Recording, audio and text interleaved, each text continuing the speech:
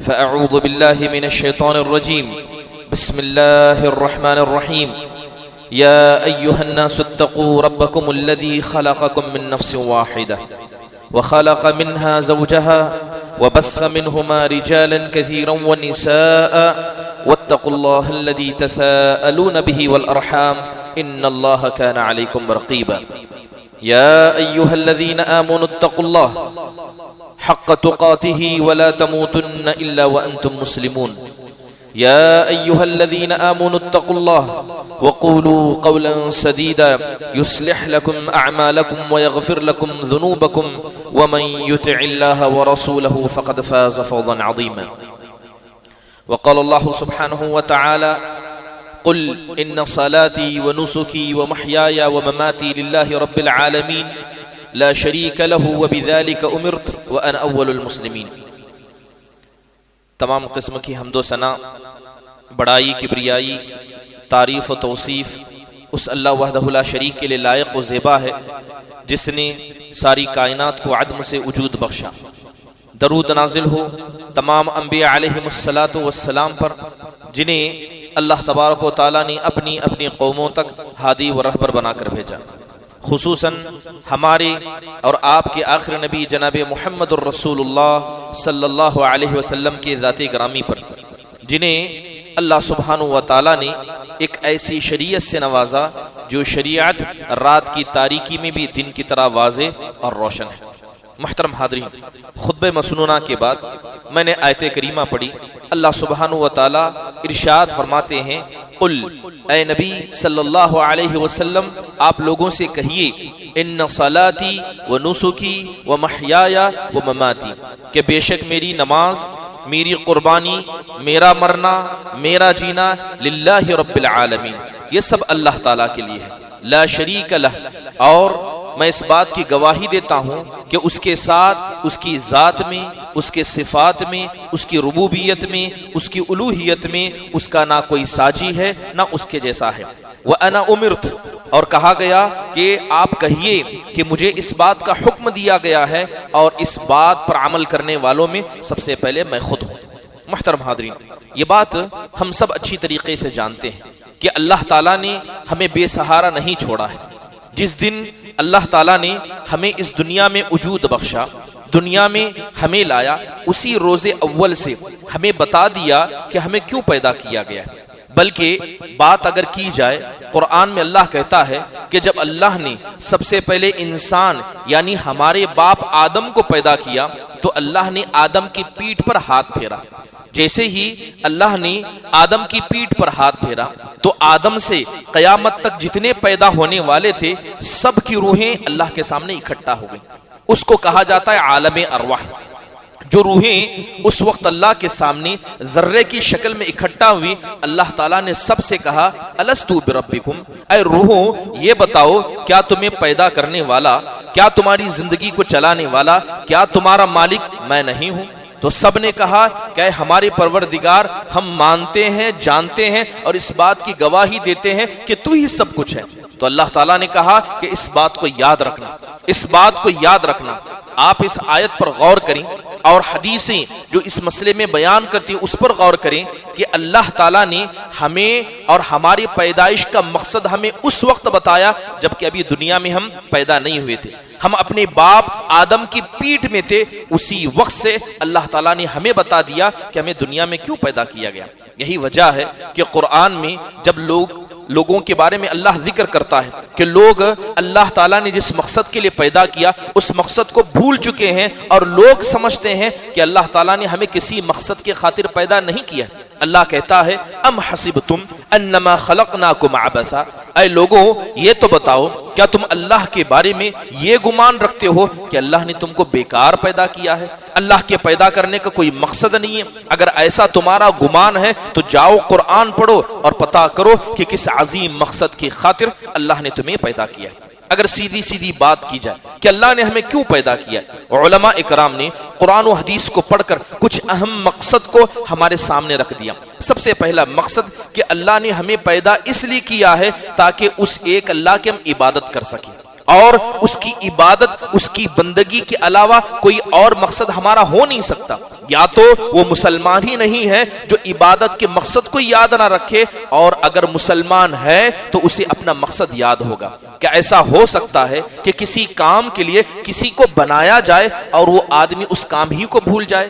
تو گویا وہ اپنی پیدائش کے مقصد کو پورا نہیں کرتا۔ اس لیے اللہ کہتا ہے وَمَا خَلَقْتُ الْجِنَّ وَالْإِنسَ إِلَّا لِيَعْبُدُونَ۔ بات صرف انسانوں کی نہیں ہے، انسان ہو یا جن ہو، پہلا انسان ہو یا آخری انسان ہو، ہم نے ان سب کو ہماری عبادت کے لیے پیدا کیا۔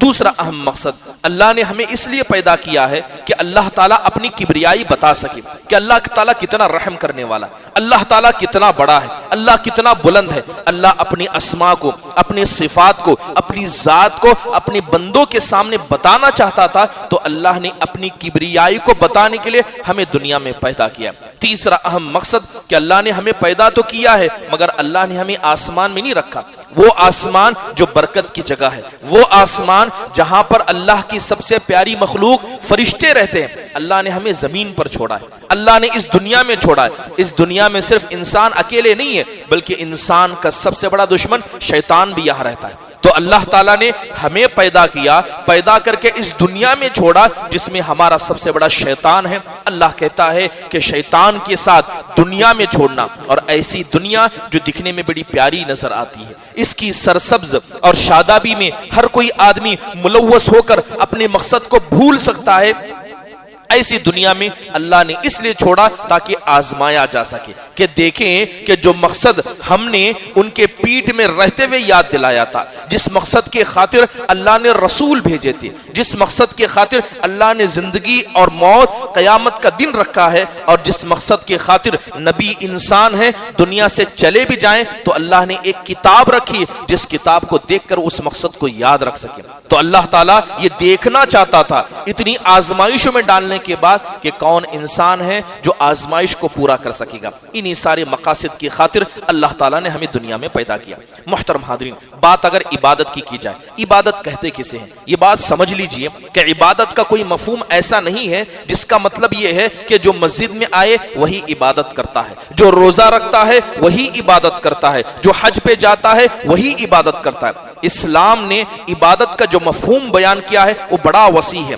علامہ ابن تیمیہ رحمہ اللہ عبادت کی تعریف کرتے ہوئے کہتے ہیں اسم جامع لکل ما یحبہ اللہ ویرضا من الاقوال الظاہرۃ والباطنہ۔ کہتے ہیں کہ عبادت ایک ایسی چیز کا نام ہے کہ جس چیز کو اللہ پسند کرتا ہے، جس چیز کو اللہ چاہتا ہے اس کو کرنا، اور جس چیز کو اللہ ناپسند کرتا ہے اسے چھوڑنا، چاہے اس کا تعلق انسان کی زبان سے ہو، چاہے اس کا تعلق انسان کے دل سے ہو، چاہے اس کا تعلق انسان کے ہاتھ پیر سے ہو، ان سب کو کرنے کو اسلام عبادت کہتا ہے۔ تو گویا صرف اس تعریف میں کتنی چیزیں آ گئیں؟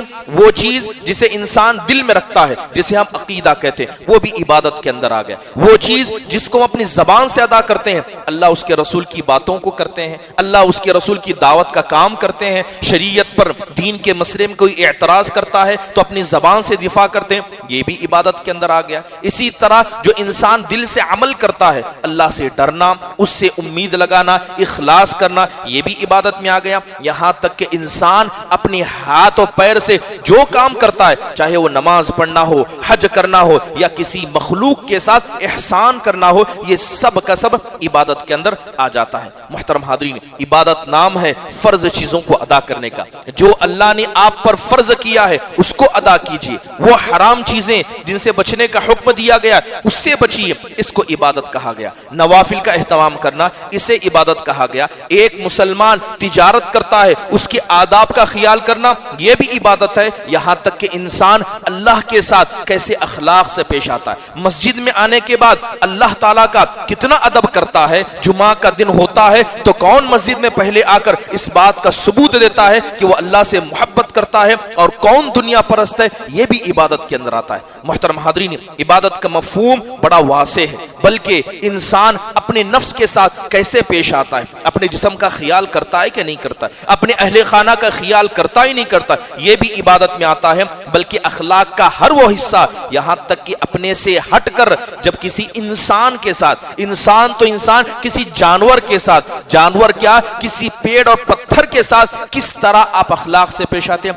وہ بھی سب کا سب عبادت ہے۔ بات صرف عبادت کی جائے، عبادت کا مطلب یہ نہیں ہے کہ جو کام انسان عام طور پر بطور عادت کرتا ہے وہ عبادت نہیں بن سکتی۔ یہ بات سمجھنی ہے کہ عبادت یہ بڑا جامع لفظ ہے، اس کے اندر تمام چیزیں آتی ہیں۔ بلکہ علماء نے ذکر کیا ہے کہ ایک کام جسے انسان عادت سمجھ کر، اپنی ضرورت سمجھ کر کرتا ہے، جیسے کھانا پینا، شادی کرنا، بچے پیدا کرنا، یہ انسان کی فطری ضرورت ہے، لیکن یہ چیز عبادت بھی ہو سکتی ہے اگر انسان کی نیت درست ہو۔ انسان صحیح نیت سے کھائے کہ میں کھانا کھا رہا ہوں تاکہ اس کے ذریعے اپنے جسم کو مضبوط کروں، بیماریوں سے بچوں، اور مضبوط جسم کے ذریعے جم کر اللہ کی عبادت کروں، یہ کھانا بھی عبادت بن جائے گا۔ انسان بستر پر چلا جائے، سونے چلا جائے، نبی صلی اللہ علیہ وسلم کی سنت کو مانتے ہوئے عشاء کے فوراً بعد سو جائے، اس نیت سے سوئے کہ میں سوؤں گا جسم کو آرام پہنچے گا، میں جلدی سوؤں گا تاکہ صبح اٹھ کر فجر کی نماز پڑھوں گا، اس کا یہ سونا بھی عبادت ہے۔ اللہ کے نبی صلی اللہ علیہ وسلم نے عبادت کا اتنا بڑا مفہوم بیان کرتے ہوئے کہا، اذا انفق الرجل على اهله يحتسبها فهو له صدقہ۔ آپ نے کہا یہاں تک کہ اگر کوئی آدمی اپنی بیوی کے منہ میں لقمہ بھی اس نیت سے ڈالے کہ اللہ اس پر مجھے ثواب دے گا، اللہ اسے بھی صدقہ لکھتا ہے۔ نبی کریم صلی اللہ علیہ وسلم موجود ہے، عبادت کا کتنا بڑا مفہوم شریعت بیان کرتی ہے۔ اللہ کے نبی موجود ہیں، آپ صلی اللہ علیہ وسلم کہتے ہیں وَفِي بُضْعِ أَحْدِكُمْ صَدَقَةٌ، کہ جب تم میں کا کوئی مسلمان اپنی بیوی کے پاس جاتا ہے، اس سے ملاقات کرتا ہے، یہ بھی صدقہ ہے، اس پر بھی ثواب ہے۔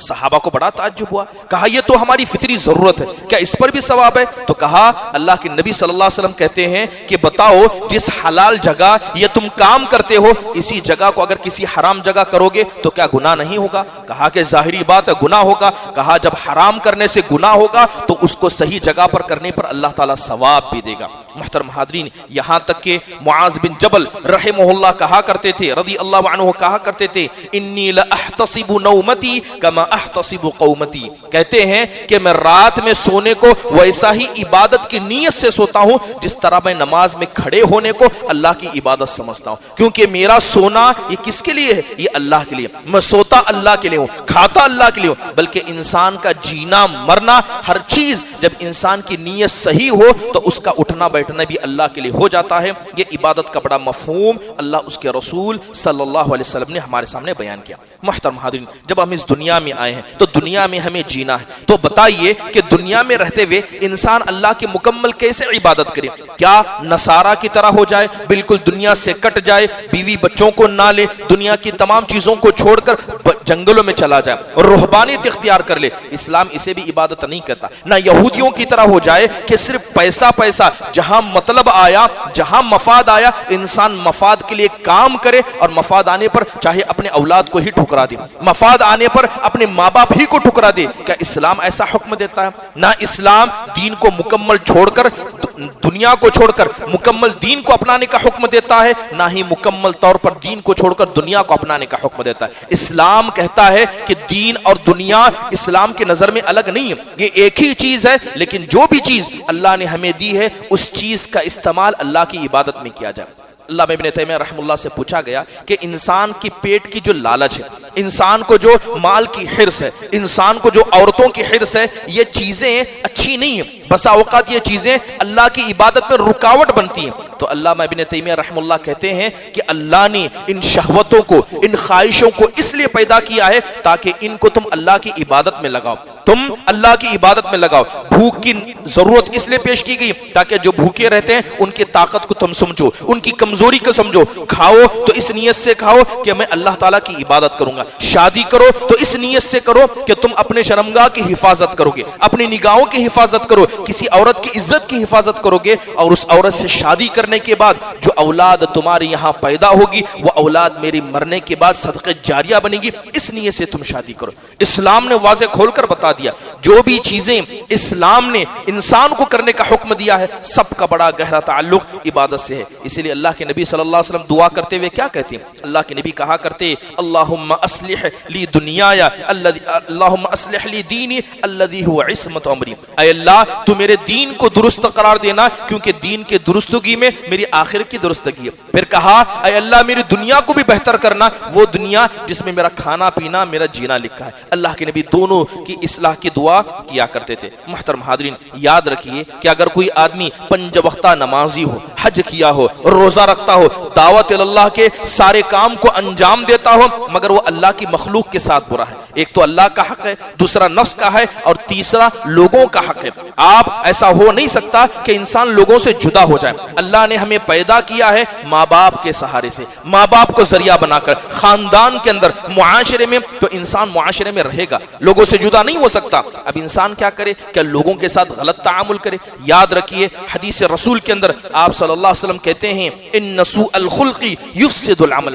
بس ایک انسان کے برے اخلاق، اس کا بات کرنے کا طریقہ، یوں سمجھیے اس کا لوگوں سے بہیو کرنے کا طریقہ اگر برا ہو جائے، وہ 5 وقتہ نمازی ہوگا، حاجی ہوگا، روزے دار ہوگا، مگر اس کے برے اخلاق اس کی ساری عبادتوں کو برباد کر دیں گے. آپ نے مثال دیتے ہوئے کہا کہ جس طرح شہد کے اندر اگر سرکہ ڈال دیا جائے تو شہد کی ساری خاصیتیں ختم ہو جاتی ہیں، وہ کڑوا ہو جاتا ہے، اسی طرح انسان کے برے اخلاق انسان کی ساری عبادتوں کو ختم کر دیتے ہیں. محترم حاضرین یہ دین نام ہے اللہ کے ساتھ ادب کرنے کا، اپنے نفس کے ساتھ ادب کرنے کا، اور لوگوں کے ساتھ ادب کرنے کا. محترم حاضرین مان لیجئے کہ اگر کوئی آدمی اللہ کی عبادت کو مکمل طور پر ادا کرتا ہے، وہ مقصد جس مقصد کے خاطر اللہ نے ہمیں پیدا کیا ہے، تو انسان کو کیا فائدہ ہوتا ہے؟ سب سے پہلا فائدہ عبادت کا انسان کو یہ ہوتا ہے کہ اللہ کی عبادت کرنا یہ اللہ کا حق ہے.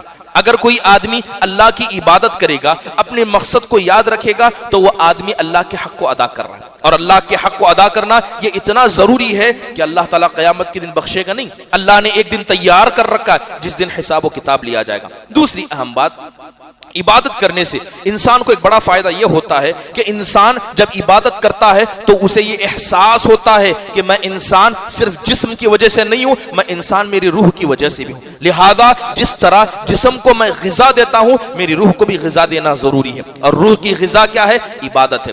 جائیے ان لوگوں کا حال دیکھیے جنہوں نے اپنی روح کا کوئی اہتمام نہیں کیا، بس جسم کو سنوارتے، اچھا کپڑا پہننا، جمعہ کے دن اچھا لباس پہننا، یا بات غیر مسلمانوں کی جائے اپنے آپ کو ظاہری طور پر سنوارنا، اپنی روح کا کوئی خیال نہیں کرتے. یاد رکھیے اگر کوئی آدمی مادہ پرست بن جائے، صرف جسم کے بارے میں اور دنیا کے بارے میں سوچے، ایسا آدمی انسانوں کے لیے اس فیروز سے یا اس جراثیم سے زیادہ خطرناک ہوتا ہے جو انسان کو مار دیتے ہیں. کہا جاتا ہے کہ دنیا میں سب سے خطرناک ہتھیار نیوکلیئر ہتھیار ہے، لیکن اس سے زیادہ خطرناک وہ انسان ہے جو اپنی روح کا خیال نہیں کرتا. ایک درندہ بھی، ایک جانور بھی کسی انسان کو یا کسی جانور کو مارتا ہے تو کھانے کے لیے مارتا، اس کا بھی ایک مقصد ہے. لیکن جو آدمی اپنی روح کو چھوڑ دے وہ لوگوں کو مارے گا، مزہ لینے کے لیے مارے گا. کیا ایسے حالات آج دنیا کے اندر نہیں ہیں؟ لوگ اپنے ایگو کی وجہ سے، لوگ اپنی طاقت کو دکھانے کے لیے لوگوں کو قتل کر دیتے ہیں. اور یہ کن لوگوں کا حال ہے؟ یہ ان لوگوں کا حال ہے جنہوں نے اپنی روح کو چھوڑ دیا اور اپنے صرف جسم کا خیال کیا. لیکن عبادت ہمیں بتاتی ہے کہ انسان نام ہے جسم کا، انسان نام ہے روح کا. شاعر کہتا ہے یا خادم الجسمی کم تشقى بخدمته، اے جسم کی خدمت کرنے والے اپنے جسم کو تو کتنا سنوارتا ہے. یاد رکھنا تو انسان اپنی روح کی وجہ سے، اپنے جسم کی وجہ سے نہیں ہے. محترم حاضرین انسان عبادت کرتا ہے تو عبادت کی وجہ سے انسان کو پتا چلتا ہے کہ انسان کا تعلق اللہ سے ہے. جب تک تعلق اللہ سے نہیں ہوگا، بتائیے جب انسان پر مصیبت آئے کون مصیبتوں کو دور کرنے والا ہے؟ یہاں تک کہ ایک آدمی، ایک نبیوں میں سے ایک نبی اللہ تعالیٰ کی ایک نافرمانی کرتے ہیں، بڑی مچھلی انہیں نگل لیتی ہے، مچھلی کے پیٹ میں ہوتے ہیں، سمندر کا اندھیرا مچھلی کا پیٹ ہے. اگر مان لیجئے اگر کسی انسان کو آج کے وقت میں بھی کوئی مچھلی اس طرح نگل جائے، آج کی پوری ٹیکنالوجی لگا کر بھی کیا اس آدمی کو ڈھونڈا جا سکتا ہے؟ کہ سمندر میں اسے تلاش کیا جا سکتا ہے؟ مگر رب کریم سے تعلق پیدا کرنا اس مچھلی کے پیٹ سے بھی انسان کو زندہ باہر نکال سکتا. یہ عبادتیں ہمیں زندہ رکھتی ہیں روح کے اعتبار سے، یہ عبادتیں ہمیں زندہ رکھتی ہیں اللہ کے تعلق کے اعتبار سے۔ اس لیے قرآن میں اللہ کہتا ہے کہ اللہ تعالیٰ کہتا ہے وَأَقِيمِ الصَّلَاةَ لِذِكْرِي، آپ نماز پڑھیے میرے ذکر کو کرنے کے لیے، مجھے یاد کرنے کے لیے۔ حدیث کے اندر آپ نے فرمایا انما فرضت الصلاة لإقامة ذکر اللہ، اللہ نے نمازوں کو فرض بھی اس لیے کیا ہے تاکہ اللہ کو ہمیشہ یاد کیا جا سکے۔ محترم حاضرین، جب ایک انسان اکیلے اللہ کی عبادت کرتا ہے تو وہ اپنی گردن کو ہزار جگہ جھکنے سے بچا لیتا ہے۔ کیا حال آج مسلمانوں کا نہیں ہے؟ مصیبت آئی تو اس بابا کے پاس چلے گئے، تکلیف آئی اس کے پاس چلے گئے، جتنی بیماریاں ہیں اس کے اتنے علاج کرنے کے طریقے ہیں، لیکن یاد رکھیے انسان کی تکلیف دنیا کی ہو، انسان کی تکلیف آخرت کی ہو، انسان کی تکلیف جسم کی ہو، روح کی ہو، اللہ کا سہارا ایک ایسا سہارا ہے جو کبھی انسان کو دھوکہ نہیں دیتا، اور جو آدمی اللہ کا سہارا پکڑ لے اللہ اس کی گردن کو 100 جگہ جھکنے سے بچا لیتا ہے۔ گویا اللہ کی عبادت یہ انسان کی گردن کی حفاظت کر دیتی ہے۔ محترم حاضرین، اللہ تبارک و تعالیٰ کی عبادت کرنا اس لیے ضروری ہے کہ جب ایک انسان اللہ کی عبادت کرنے لگتا ہے تو وہ کسی سے ڈرتا نہیں ہے، اسے پتا ہے کہ اگر کوئی دشمن بھی آ جائے اللہ نے میری موت کا وقت اس آسمان و زمین کو پیدا کرنے سے 50,000 سال پہلے لکھ دیا،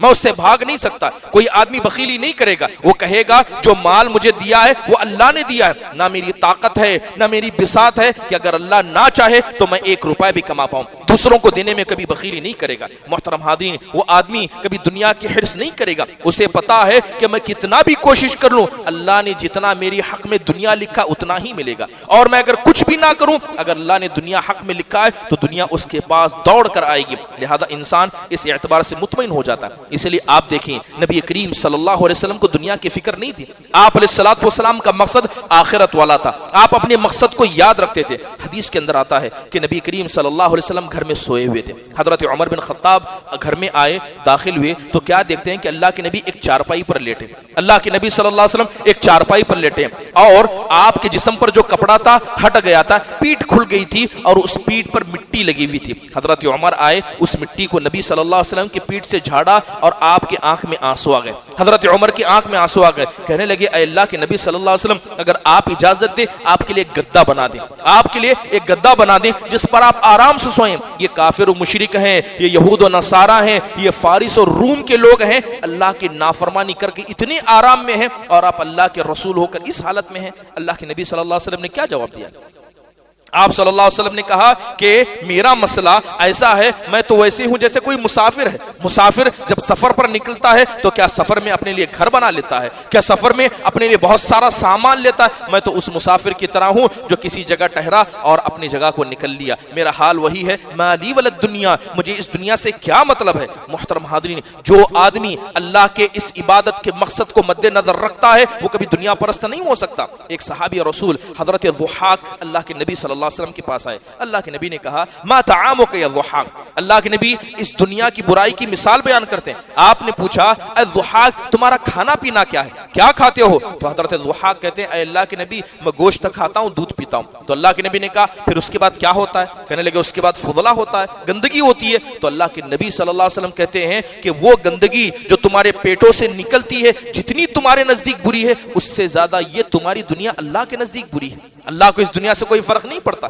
اس لیے حدیث کے اندر کہا گیا کہ اللہ نے اس دنیا پر اپنی لعنت بھی جی ہے، اللہ نے اس دنیا کو اپنی رحمت سے دور کیا ہے، بس اللہ کو فرق پڑتا ہے اس کے ذکر سے جو اس زمین میں بلند کیا جاتا ہے، اس عبادت سے جو اللہ کی خاطر کیا جا سکتا ہے۔ تو پتہ یہ چلا کہ جو آدمی اپنی عبادت کے مقصد کو مد نظر رکھے گا وہ کبھی دنیا پرست نہیں ہو سکتا۔ کیا صحابہ سے بڑھ کر بھی کوئی اللہ کی عبادت کرنے والا ہو سکتا ہے؟ نماز میں کھڑے ہوتے گر جایا کرتے، اس لیے نہیں کہ کمزور تھے، اس لیے کہ انہوں نے اپنے کھانے پینے پر اتنا دھیان نہیں دیا، انہوں نے اپنے جسموں کو سنوارنے پر اتنا دھیان نہیں دیا۔ کیا فائدہ ایسی نماز کا کہ جمعہ کا دن ہو، ہفتے میں ایک دن عید کا ہے، اور اللہ کے نبی نے کہا ہے کہ جیسے ہی امام منبر پر کھڑا ہو جاتا ہے، جیسے ہی خطبے کے لیے بیٹھ جاتا ہے، اس کے بعد جتنے لوگ بھی جمعہ کے دن آئیں گے انہیں جمعہ کا ثواب نہیں دیا جائے گا۔ ہفتے کا دن ایک دن عید کا تیار ہونے کے بہانے سے، نہانے کے بہانے سے، دنیا کے کام کرنے کے بہانے سے جمعہ کے دن تاخیر سے پہنچتے ہیں لیکن جسم کو سوار کر کے پہنچتے ہیں۔ کتنا بہتر ہوتا کہ میلے جسم سے ہی صحیح لیکن آپ کو نماز وقت پر آتے، آپ جمعہ کے دن وقت پر آتے۔ ضروری ہے اس بات کو سمجھنا کہ عبادت ہے کیا، دنیا کو ترجیح انسان نہیں دیتا ہے۔ محترم حاضرین، یاد رکھیے کہ جن لوگوں کو بھی اللہ دنیا دیتا ہوتا ہے، اور جن لوگوں نے اللہ تعالیٰ کے پیدا کردہ مقصد عبادت کو چھوڑا اور دنیا کو مقدم رکھا، یقیناً یہ لوگ دنیا میں رہیں گے، دنیا میں کھائیں گے پیئیں گے، مگر یہ دنیا ان کے لیے نقصان کا سامان ہوگی۔ صحابہ اکرام دنیا کے بارے میں کیا سوچتے تھے؟ اللہ کے نبی صلی اللہ علیہ وسلم کے بڑے مشہور صحابی عشر مبشرہ میں سے ایک حضرت عبد الرحمن بن عوف، نماز کا وقت تھا، نماز ادا کی، نماز کے بعد مسجد نبوی سے باہر نکلے تو کیا دیکھا کہ مسجد کے دوسرے طرف کچھ تابعین اکٹھا ہو گئے تھے اور ایک بکری کا ران بھون رہے تھے، تو دیکھا کہ صحابی حضرت عبد الرحمن بن عوف ہے تو کھانے کی دعوت دی، اب لہذا دعوت کو قبول کرنا واجب ہے۔ حضرت عبد الرحمن بن آ کر بیٹھ گئے، حضرت عبد الرحمن بن عوف کھانے کے لیے بیٹھ گئے تو اسی بکری کی ران کو جیسے بھونا گیا تھا لا کر حضرت عبد الرحمن بن عوف کے سامنے پیش کیا گیا۔ حضرت عبد الرحمن بن عوف اس بھری ہوئی بکری کی ران کو دیکھتے ہیں اور انہیں لگتے ہیں، کہتے ہیں کہ خدا کی قسم اللہ کے نبی صلی اللہ علیہ وسلم نے اس کھانے کو کبھی دیکھا تک نہیں، اللہ کے نبی نے اس کھانے کو کبھی دیکھا نہیں، اور اللہ کے نبی کی جیسی عبادت کرنے والے ہم نہیں ہیں، مجھے تو ڈر ہے کہ جو دنیا کے سب سے اچھی مخلوق تھی اللہ نے ان کو ایسی نعمت نہیں دی اور ہمیں دی ہے، مجھے ڈر ہے کہیں اللہ نے میری ساری نیکیوں کا صلہ اس دنیا میں تو نہیں دے دیا، جتنی نعمتیں میں کھا رہا ہوں یہ نعمتیں اللہ کہے کہ تیرے ثواب کا بدلہ تو نعمتوں کے ذریعے ہم نے تم نے دنیا میں دے دیا۔ محترم حاضرین، یہ صحابہ کا تصور تھا، یاد رکھیے یہ دنیا فنا ہونے والی ہے، انسان دنیا کو آگے رکھ کر اللہ کی عبادت کو پیچھے رکھ دے ایسا انسان نقصان اٹھائے گا۔ غزوہ تبوک کا موقع تھا، اللہ کے نبی صلی اللہ علیہ وسلم بڑا لمبا سفر 800 کلومیٹر کا سفر گرمی کی حالت میں صحابہ کو لے کر نکلے، ایک جگہ آپ نے پڑاؤ ڈالا، رک گئے تو صحابہ پھیل گئے، جہاں جس کو سایہ نصیب ہوا سب بیٹھ گئے۔ حضرت عمر دیکھتے ہیں کہ کوئی سایہ تو نہیں تھا، ایک کٹی ہوئی ٹہنی تھی، اس ٹہنی کو سر پر رکھ کر بیٹھ گئے، اور سخت گرمی کا زمانہ تھا، تھوڑا چھوٹا سا مشکیزہ تھا، اس کو کھولا، چند کھجور تھے، کھاتے ہوئے بیٹھ گئے، گرمی ہے تھوڑا سا سایہ مل گیا، کٹی ہوئی ٹہنی کا سایہ مل گیا، پانی پی رہے کھجور کھا رہے ہیں۔ اللہ کے نبی صلی اللہ علیہ وسلم سب کا محاسبہ کر رہے تھے، سب کو دیکھ رہے تھے، حضرت عمر کے پاس سے گزر ہوا، حضرت عمر کو دیکھا کہ گرمی ہے سایہ مل گیا ہے، گرمی ہے پانی نصیب ہو گیا ہے، گرمی ہے چند کھجور کھا رہے ہیں۔ اللہ کے نبی جاتے ہوئے کہنے لگے لَتُسْأَلُنَّ يَوْمَئِذٍ عَنِ النَّعِيمِ، اے عمر یہ گرمی میں جو سائے کی نعمت ہے، گرمی میں پانی کی نعمت ہے، اور بھوک لگنے کے بعد جو کھجور کی نعمت ہے، یاد رکھنا اللہ اس کے بارے میں قیامت کے دن پوچھے گا، اللہ پوچھے گا کہ میری نعمت کا تم نے کیا حق ادا کیا۔ اللہ ہماری شخصیتوں کو معاف فرمائے، ہمارا کیا ہوگا جو صبح و شام ان گنت نعمتوں میں ہم اللہ تعالیٰ کی نعمتوں میں جیتے ہیں۔ اسی لیے آپ دیکھیں کہ انسان جتنی بھی نعمت اکٹھا کر لے، بلکہ ایک حدیث کے اندر اللہ کے نبی نے کیا کہا، اللہ کے نبی صلی اللہ علیہ وسلم کی بڑی معروف حدیث ہے، اللہ کے نبی کہتے ہیں رکعتي الفجر خیر من الدنیا وما فیہا،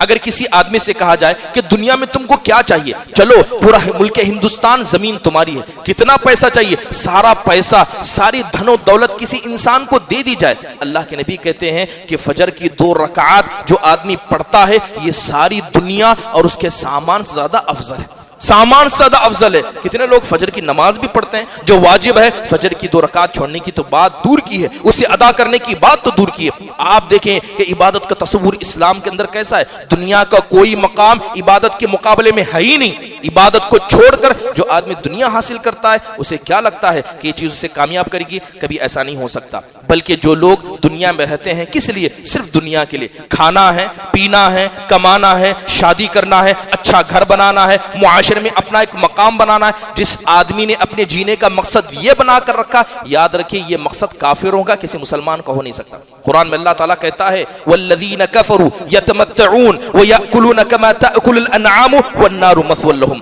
اللہ کہتا ہے کہ جن لوگوں نے اللہ کے ساتھ کفر کیا وہ مزہ لیتے ہیں، کھانے سے مزہ لینا، سونے سے مزہ لینا، اٹھنے سے مزہ لینا، دوستوں کے ساتھ گھومنے پھرنے سے مزہ لینا۔ اللہ کہتا ہے کہ جن لوگوں نے کفر کیا وہ دنیا کی چیزوں سے مزہ لیتے ہیں اور کھاتے تو ایسے ہیں جس طرح کے جانور کھاتے ہیں، ان کے کھانے کا کوئی مقصد ہی نہیں ہے، لہذا کھاتے ایسے ہیں جیسے جانور کھاتے ہیں۔ والنار مثوی لہم، اور ایسے لوگوں کے لیے جہنم کی آگ کافی ہے، ایسے لوگوں کے لیے جہنم کی آگ کافی ہے۔ بلکہ اللہ تعالیٰ نے کہا کہ جو آدمی دنیا میں آئے اللہ کو یاد نہیں کرتا ہے، اللہ کے نزدیک وہ انسان بھی نہیں ہے بلکہ جانوروں سے بھی بدتر ہے۔ اللہ نے کافروں کے بارے میں کیا کہا، اولئک کالانعام بل ہم اضل، عقل ہے مگر استعمال نہیں کرتی، نگاہ ہے مگر دیکھتے نہیں ہے، کان ہے مگر دین کی باتوں کو سنتے نہیں ہے، یہاں تک کہ اپنے دل سے اللہ کی ذات کا انکار کرتے ہیں۔ اللہ کے نزدیک انسان کیا، یہ جانوروں سے بھی کہے گزرے ہیں۔ محترم حاضرین، انسان کو سمجھنا ہوگا کہ آخرکار اللہ اللہ نے دنیا میں کیوں پیدا کیا ہے؟ جب انسان مقصد کو چھوڑ دے گا، کھانا پینا، اسی طرح اپنے زیب و زینت کو تلاش کرنا،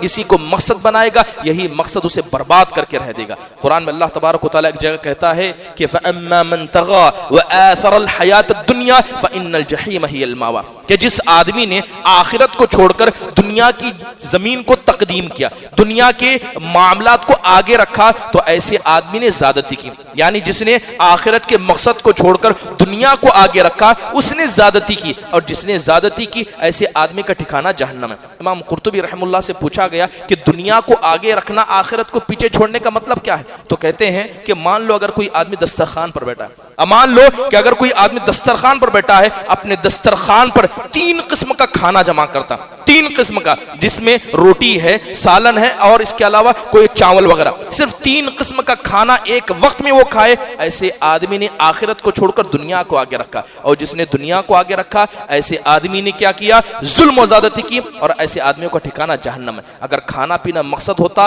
اللہ پیٹ بھر کر اپنے نبی کو کھلاتا۔ مہینہ مہینہ بھر اللہ کے نبی صحابہ فاقہ نہیں رکھتے، کھائیں مگر عبادت کی مقصد سے کھائیں، جیئیں اس مقصد سے جیئیں کہ اللہ کے لیے جینا ہے، صرف کھانے کے لیے، کمانے کے لیے جینا۔ اللہ معاف فرمائے، جائیے ہمارے معاشرے کا حال دیکھیے، بچہ بڑا ہوتا ہے، کیا مقصد ہے؟ اسے پڑھانا ہے، کس لیے؟ تاکہ کمائے، ماں باپ کا سہارا بن سکے۔ کیا اسی مقصد کے خاطر اللہ نے اولاد مانگا تھا؟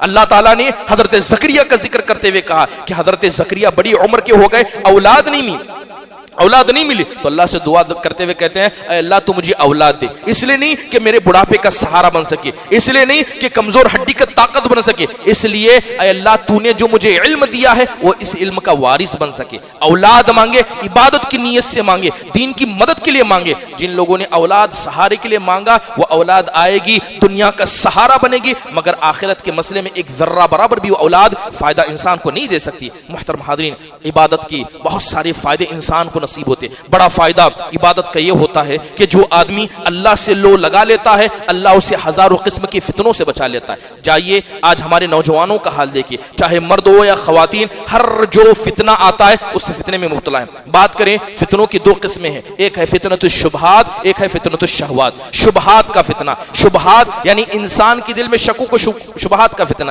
کتنے ایسے ہیں جنہیں سچ میں آخرت کے دن پر یقین ہے، نماز پڑھتے ہیں، اس کے ثواب دیے جانے پر یقین ہے۔ اللہ معاف فرمائے، آج کا معاشرہ ایسا ہے جو شکوک و شبہات کا لا کر ہمارے نوجوانوں کی دلوں میں ڈال دیا تھا۔ ابھی ماضی قریب میں آپ نے ٹیلی ویژن پر دیکھا گیا، سوال اٹھایا گیا کہ اللہ کے نبی صلی اللہ علیہ وسلم نے ایک 7 سال کی بچی سے شادی کی، 9 سال کی بچی کے ساتھ آپ نے ولیمہ کیا۔ جس انسان نے، جس مسلمان نے صرف دل کے اندر اتنا بھی شک پیدا کیا کہ ہو سکتا ہے اللہ کے نبی سے غلطی ہو گئی ہو، اسی وقت وہ اسلام سے خارج ہو جائے گا۔ کتنے لوگ ایسے ہیں جو ایسے شکوک و شبہات میں مبتلا نہیں ہیں۔ محترم حاضرین، میراث کا مسئلہ آ جائے، جا کر اپنے گھر کی عورتوں سے پوچھئے، کہیے کہ اسلام نے مرد کو ڈبل، عورت کو سنگل دیا، یہ انصاف ہے کہ بے انصافی ہے؟ آدھی عورتیں تو کہیں گی کہ انصاف نہیں ہے۔ جب ایک ہی ماں باپ کے اولاد ہیں، دونوں کو برابر دیا جانا چاہیے۔ جس عورت نے اتنا بھی کہا اللہ کے حکم کی، ایک حکم کا ناپالے کی، سیدھے اسلام سے خارج جائیں۔ اس طرح کے شبہات صبح و شام ہمارے سامنے پیش کیے جاتے۔ لوگ حجاب، عورتوں کے حجاب کے حوالے سے کہتے ہیں، ابھی کرناٹک کے اندر دیکھا گیا حجاب کے مسئلے کو اٹھایا گیا، ٹرپل طلاق کے مسئلے کو اٹھایا گیا۔ یہ مسئلے کو وہ لوگ اٹھاتے ہیں جن کا اس مسئلوں سے کوئی تعلق نہیں ہے، اصل میں وہ ہمارے دین کے مسئلے میں ہمیں شک و شبے میں ڈالنا چاہتے ہیں۔ شہوات کی بات کریں، خواہشات کی بات کریں، پیٹ کی خواہش، حلال و حرام کی تمیز کرنا آج اتنا مشکل ہو گیا ہے کہ انسان کماتا تو ہے، کمانے کے بعد سوچتا ہے کہ حلال ہے یا حرام کا۔ صحابہ اکرام تو وہ تھے جو کام کرنے سے پہلے نبی کریم صلی اللہ علیہ وسلم کی طرف جایا کرتے ہیں، اور ہمارے معاملات ایسے ہیں، ہم کرنے کے بعد علماء سے پوچھتے ہیں کہ میں نے ایسے کر لیا، حلال ہے کہ حرام ہے؟ تو ظاہری بات سمجھ میں آتی ہے۔ اسی طرح مال کا فتنہ، صبح اٹھنا مال کے لیے، سونا مال کے لیے، فجر کی نماز تو یاد نہیں ہوتی ہے مگر جاب پر برابر جاتے ہیں، اپنے دکانوں کو وقت پر کھولتے ہیں۔ اللہ کے نبی نے بددعا دی ہے ایسے لوگوں کے لیے۔ آپ نے کہا من اصبح وہمہ الدنیا جعل اللہ فقر بین عینی، کہ جو آدمی صبح اس لیے اٹھتا ہے تاکہ صرف دنیا کمائے، اللہ فقر و فاقہ کو اس کی نگاہوں کے سامنے لا کر رکھ دے گا۔ وہ جتنی بھی کوشش کرے گا اتنا ہی کھائے گا جتنا اللہ نے قسمت میں لکھ کر رکھا ہے۔ صبح اٹھنا ہے صرف دنیا کی خاطر، اللہ کے نبی صلی اللہ علیہ وسلم کی بددعا لگ جاتی ہے۔ کیا یہ مال کا فتنہ ہمارے درمیان موجود نہیں ہے؟ سوشل میڈیا کا فتنہ، آج ہر کسی کے پاس کیا عورت، کیا بزرگ، کیا نیا، کیا پرانا، کیا غلام کیا آقا ہر کسی کے ہاتھ میں یہ موبائل فون موجود ہے، کیا اس کے اندر فتنے نہیں ہیں؟ ایک وقت تھا کہ لوگ برائی کو برائی سمجھتے تھے، لیکن ان فتنوں نے انسان کو برائی سمجھنا بھی منع کر دیا۔ جب ایک آدمی یوٹیوب کھولتا ہے، اس میں ایک عورت کی تصویر آتی ہے، ایک ویڈیو پر تھمبنیل ہوتا ہے، کس کو پتا ہے کہ کسی عورت کی طرف موبائل میں دیکھنا بھی ناجائز ہے، نگاہوں کی حفاظت ضروری ہے۔ کوئی انسان جب موبائل کھولتا ہے اس بات کا تصور بھی رکھتا ہے۔ گناہوں نے ہمارے دل پر گناہ کی خطرناکی کو ہٹا دیا، یہ آج ہمارا حال ہے، یاد رکھیے۔ لیکن جو آدمی اللہ کی عبادت کی طرف آئے گا، اللہ کا سہارا اسے فتنوں سے بچا لے گا، چاہے وہ نوجوان مرد ہو چاہے وہ نوجوان عورت ہو۔ محترم حاضرین، آج کے وقت میں اللہ کے نبی کی پیشن گوئی صادق آتی ہے، جس میں آپ نے کہا تھا کہ صبح مومن ہوگا، شام ہوتے ہوتے کافر ہو جائے گا، شام میں مومن ہوگا، صبح ہوتے ہوتے کافر ہو جائے گا۔ لیکن اس فتنے سے دین پر ثابت قدمی رکھنے کے لیے یاد رکھیے اللہ کی عبادت انسان کو بچائے گی۔ فتنے سے بچنا ہے، اللہ کا سہارا لیجئے، عبادت کا سہارا لیجئے، اپنے مقصد کو یاد رکھیے، دین کے مسئلے میں ثابت قدمی دکھانا ہے، اللہ تعالیٰ کی اس مقصد کو یاد رکھیے۔ آج اخلاقی طور پر بات اگر ہمارے نوجوانوں کی جائے، اللہ معاف فرمائے، جائیے ابھی اس مسجد کے اندر نوجوانوں کا حال دیکھیے، کیا ان کا لباس اسلامی ہے؟ ان کا چہرہ اسلامی ہے؟ ان کا کھانا پینا اسلامی ہے؟ کیا اپنی بیویوں کے ساتھ تعامل کرنا نبی کے طریقے پر ہے؟ ان کی زندگی کو کھنگا لیں گے تو لگے گا کہ اسلام ان کی زندگی میں 5 سے 10% نہیں ہے، 5 سے 10% ان کی زندگی میں اسلام ہے ہی نہیں۔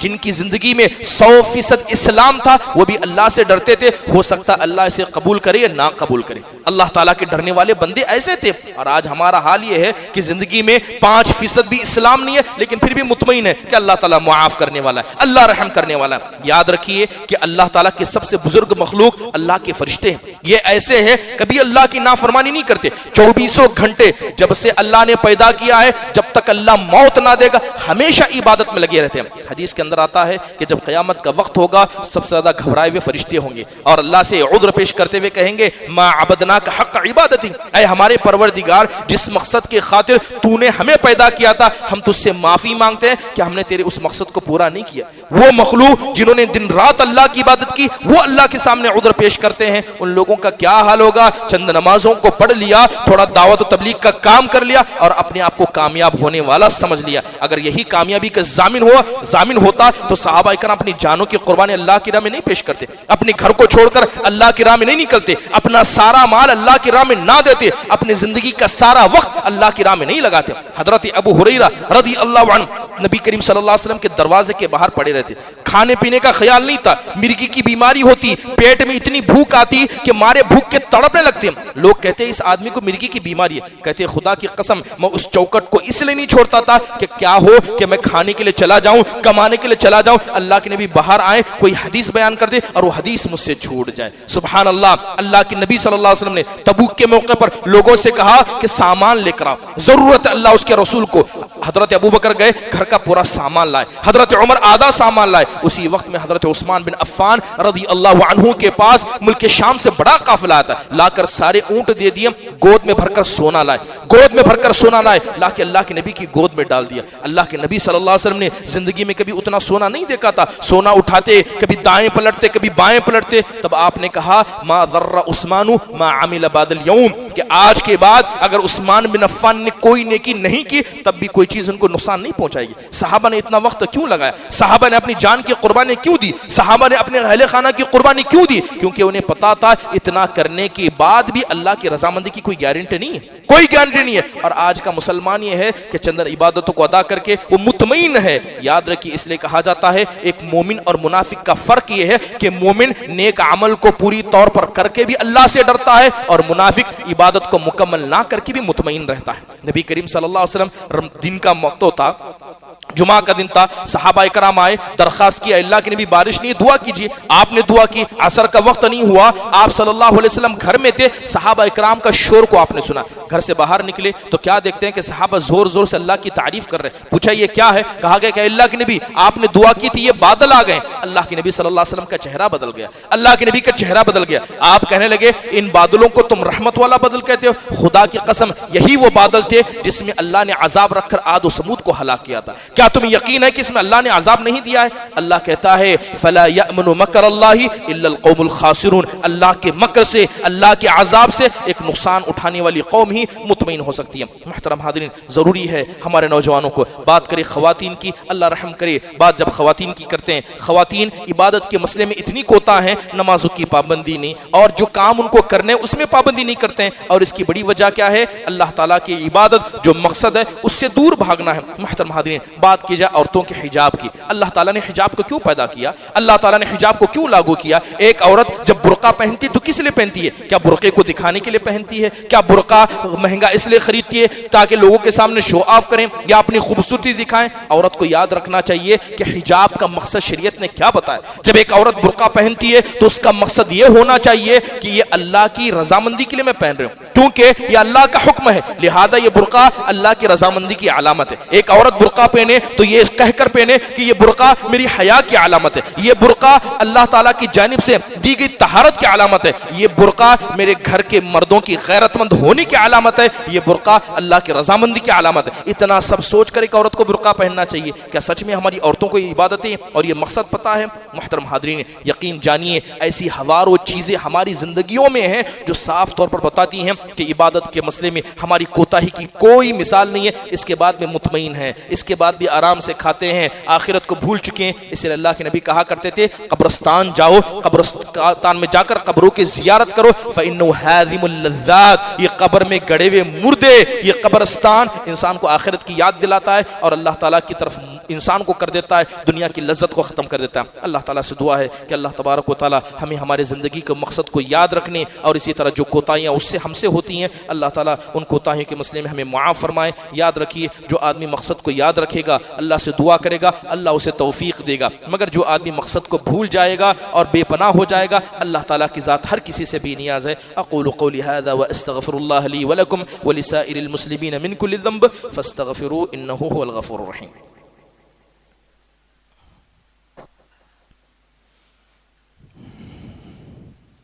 إن الحمد لله نحمده ونستعينه ونستغفره ونؤمن به ونتوكل عليه ونعوذ بالله من شرور أنفسنا ومن سيئات أعمالنا، من يهده الله فلا مضل له ومن يضلله فلا هادي له، وأشهد أن لا إله إلا الله وحده لا شريك له، وأشهد أن محمدا عبده ورسوله، أما بعد فإن خير الحديث كتاب الله وخير الهدي هدي محمد صلى الله عليه وسلم، وشر الأمور محدثاتها وكل محدثة بدعة وكل بدعة ضلالة وكل ضلالة في النار، فأعوذ بالله من الشيطان الرجيم. بسم الله الرحمن الرحيم. إن الله يأمركم بالعدل والإحسان وإيتاء ذي القربى وينهى عن الفحشاء والمنكر والبغي يعظكم لعلكم تذكرون. اذكروا الله يذكركم وادعوني يستجب لكم ولذكر الله أكبر والله يعلم ما تصنعون. السلام عليكم ورحمة الله.